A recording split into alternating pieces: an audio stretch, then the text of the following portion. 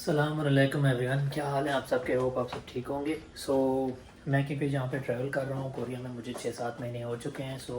मुझे लगता है कुछ मुझे इन्फॉर्मेटिव वीडियो भी बनानी चाहिए। जो सबसे पहली एक कॉमन सी नीड होती है हर बंदे को जो भी कोरिया में आता है, स्पेशली E9 पे, चाहे वो किसी भी कंट्री से हो ना, तो उसको जो सबसे पहले नीड होती है वो उसको होती है ATM की।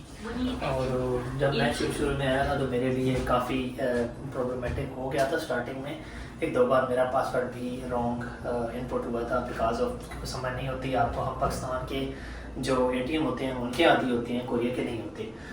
ये वीडियो मैं बना रहा हूँ स्पेशली उन लोगों के लिए जिनको ATM स्टार्टिंग में आते हैं या आना चाहते हैं या कोरिया में आ रहे हैं। उनके लिए ये गाइडेंस है ATM के यूजेज के हवाले से। आई होप ये वीडियो आपके लिए बहुत ज़्यादा फ़ायदेमंद होगी।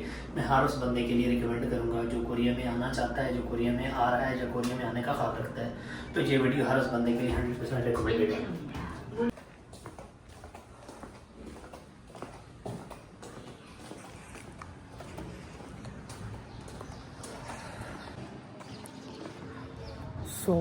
मेरी बिल्डिंग के पास ही बैंक है। इतना मुझे दूर को नहीं जाना पड़ता, बस बिल्डिंग से उतरना होता है और साथ में दूसरी बिल्डिंग है बैंक की। तो बैंक की बिल्डिंग की तरफ चलते हैं और मैं आपको गाइड करने की कोशिश करता हूँ 100% कि आप यहाँ से मनी डिपॉज़िट और विदड्रॉल कैसे कर सकते हैं। जितने भी लोग E9 वीज़ा पे आते हैं EPS के थ्रू, उनका आलमोस्ट सेम ही इंडस्ट्रियल बैंक का कार्ड मिलता है उनको, और passbook, bank book, cheque book जिसको बोलते हैं वो मिलती है।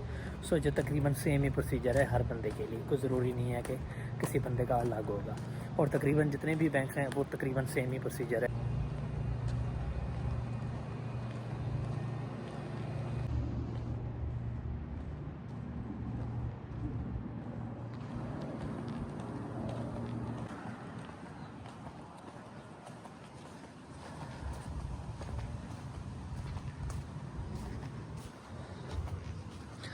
ये सबसे पहले इसकी टाइमिंग लिखी हुई है IB के किया बोनिंग। ये बैंक का नाम हो गया। ये टाइमिंग है 7 से लेकर रात को 11:55 तक ये ओपन होता है। इसके बाद ये क्लोज़ हो जाता है ATM। ये कुछ इस किस्म का इंटरफेस होता है जब आप इंटर होते हैं। ये क्योंकि बड़ा बैंक है, मेन बैंक है, तो इसमें जो है ना वो 4 ATM लगे हुए हैं। ये इस तरह का इंटरफेस होता है। ये ATM होती है यहाँ की, ठीक है। ये इनका मतलब सबसे बड़ा नोट होता है। इससे बड़ा नोट कोरिया में कोई नहीं होता। 1, 2 और ये 3 हो गया और ये 4 हो गया। ये सेट लगा होता है। अगर आपको इमरजेंसी में कंटेक्ट करना हो, आपको कोई प्रॉब्लम हो गई हो, लाइक आपको कोई इशू हो गया, आपका कार्ड गुम हो गया, कोई भी इमरजेंसी हो, आप इस सेट के थ्रू बटन दबा के इनकी हेल्पलाइन पे रब्ता कर सकते हैं और उनको बता सकते हैं कि भाई मेरा जो कार्ड है वो गुम हो गया है। क्योंकि जहाँ पे कार्ड के थ्रू पेमेंट होती है, ट्रांसफ़र होती है, यूजेज होता है, परचेजिंग होती है, मार्ट्स में, शॉपिंग में, हर जगह पे, तो यहाँ पे पासवर्ड की मैक्सिमम ज़रूरत कोई नहीं पड़ती।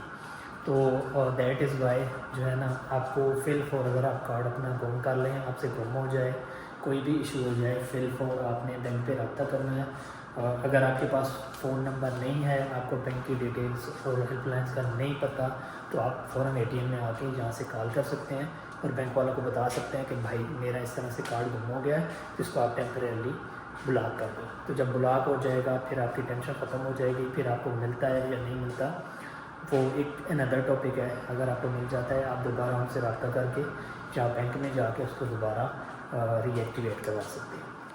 ये होता है इंटरफेस। यहाँ से आप अपनी चेक बुक बैंक के अंदर डालते हैं अपडेट करने के लिए या उसे पेमेंट निकालने के लिए। ये कार्ड की जगह है, ये ऊपर कार्ड लिखा हुआ भी है। यहाँ पे आप अपना इस तरह से कार्ड डालते हैं, इस तरह से आप कार्ड डालेंगे, ठीक है। और ये कुछ स्क्रीन है, कुछ इंटरफेस है, ये पासवर्ड की पोजीशन है, ये यहाँ पे कुछ गाइडेंस है जो आपको इनको याद रखना चाहिए। तो सबसे पहले आपने अपना कार्ड यहाँ पे इनपुट करना है। ये कार्ड की प्लेस है।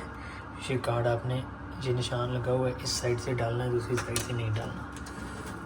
कार्ड आपका चला गया, कार्ड की रीडिंग हो रही है, इसका मतलब होता है कंटिन्यू इंटरनेशनल सर्विस। आप ये क्लिक करेंगे तो इसका मतलब होता है आपने लैंग्वेज चेंज करना है, ठीक है। ये आ गया आपका इंग्लिश। अगर आपने कोई और लैंग्वेज यूज़ करनी है आप और लैंग्वेज यूज़ कर सकते हैं। ये डोमेस्टिक कार्ड मतलब कोरियन जो कार्ड होता है लोकल, उसको डोमेस्टिक कार्ड कहते हैं। फॉरनर अगर इंटरनेशनल कार्ड होता है तो उसको फॉरनर कार्ड कहते हैं। तो ये हो गया हमारा डोमेस्टिक कार्ड, ठीक है। ये डोमेस्टिक कार्ड, ये मेन्यू आ गया डिफरेंट लैंग्वेज के अंदर। तो हम इंग्लिश को सिलेक्ट करते हैं, बाकी आपने अगर लैंग्वेज चेंज करनी है तो चेंज भी कर सकते हैं। इंग्लिश आ गया, हमने करना है कैश विथड्रॉल। कार्ड हमारा हो रहा है रीड, जहाँ पे आपने अपना पासवर्ड इनपुट करना है। पासवर्ड हो गया इनपुट, जहाँ से आप पूछ रहे हैं पैसे, हम निकालते हैं 20,000 वहाँ। ये हो गया 20,000 वहाँ। ये प्रोसेसिंग चल रही है, यहाँ पे पैसा हमारा आ जाएगा, जहाँ से हमारी रसीद और कार्ड दोनों आ जाएंगे।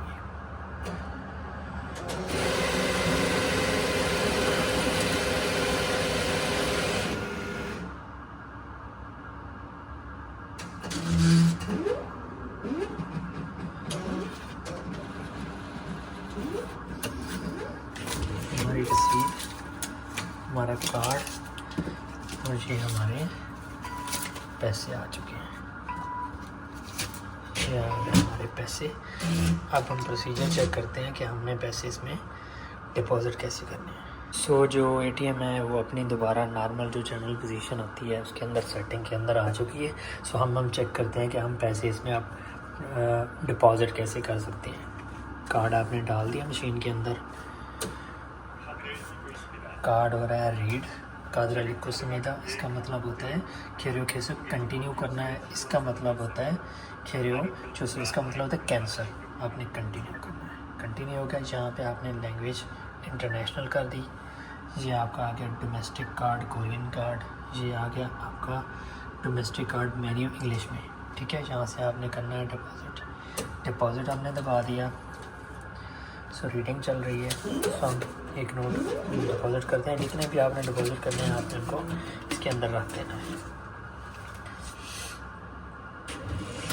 ये देखिए 150 तक आप नोट यहाँ पे रख सकते हैं। ये हमने एक नोट इसको इसके अंदर रख दिया इस जगह पे, ये देखिए ऐसे इसके अंदर रख दिया।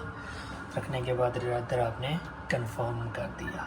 कंफर्म, आप कंफर्म करने के बाद एटीएम जहाँ पे लिखेगी कि भाई आपने कितने पैसे इसमें डिपॉजिट किए हैं, आपसे कंफर्मेशन मांगेंगे। काउंटिंग करने के बाद कैश में हम काउंट होंगे।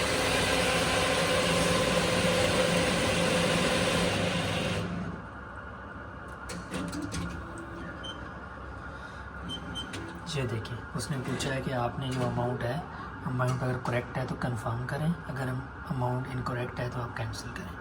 अमाउंट कितनी है 10,000, तो हमने 10,000 ही डाला था। ये एक नोट 10,000 का ही है, तो हमने कंफर्म दबा दिया। अगर आपको स्टेटमेंट चाहिए, मतलब रसीद चाहिए या नहीं चाहिए, तो हम रसीद को भी रिसीव कर लेते हैं।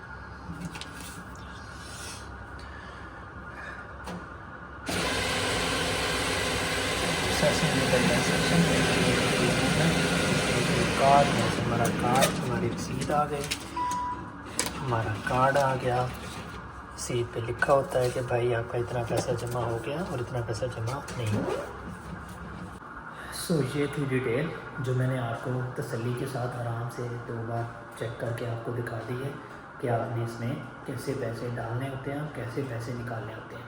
जो डिफ़िकल्ट कोई नहीं होता, थोड़ा सा अलग होता है क्योंकि हमें पाकिस्तान में जिस किस्म के बैंक्स का तरीका है यहाँ पे थोड़ा सा उससे डिफ़िकल्ट होता है। हमारी एटीएम का तरीका थोड़ा सा डिफ़िकल्ट होता है, यहाँ पे उससे ज़्यादा आसान होता है क्योंकि हमें आदत नहीं होती, तो हमारे लिए थोड़ा सा वो स्टार्टिंग में डिफ़िकल्ट हो जाता है। तो ये वीडियो को मुकम्मल गाइड करेगी, तो इंशाल्लाह मुझे उम्मीद है कि आपको इससे बहुत फ़ायदा मिलेगा। सो मिलते हैं अगली वीडियो में। अल्लाह हाफ़िज़।